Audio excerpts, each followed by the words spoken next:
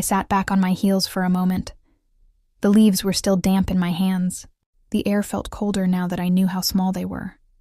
No one moved. Pultu stayed planted in front of us, body angled just enough to block the wind. Jojo leaned against my leg, steady and warm. Oreo watched the ground like he was guarding a line only he could see. Chocolate didn't blink. Vanilla and Waffle stayed shoulder to shoulder. Ma stood behind us, quiet, solid, already committed. I hadn't said a word, but somehow, everyone already knew what this moment was. I looked at the tiny bodies again, so still, so fragile. And then I felt it. Not fear, not panic. Responsibility. Rescue doesn't always announce itself with urgency. Sometimes it arrives quietly and waits to see who will stay. I reached out slowly. Not to lift. Not to move. Just to promise. I'm here. Pultu lowered his head almost like he understood. Jojo answered with a soft sound.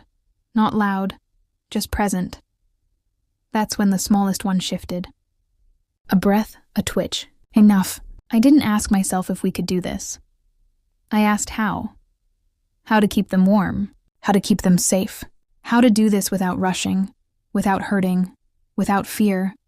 And before I could say anything out loud, we were already doing it. Pultu stayed guarding. Jojo stayed close.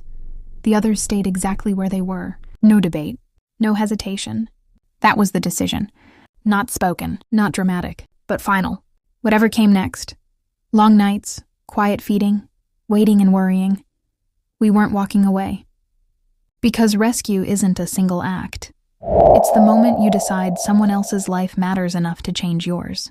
That's when we decided we weren't leaving.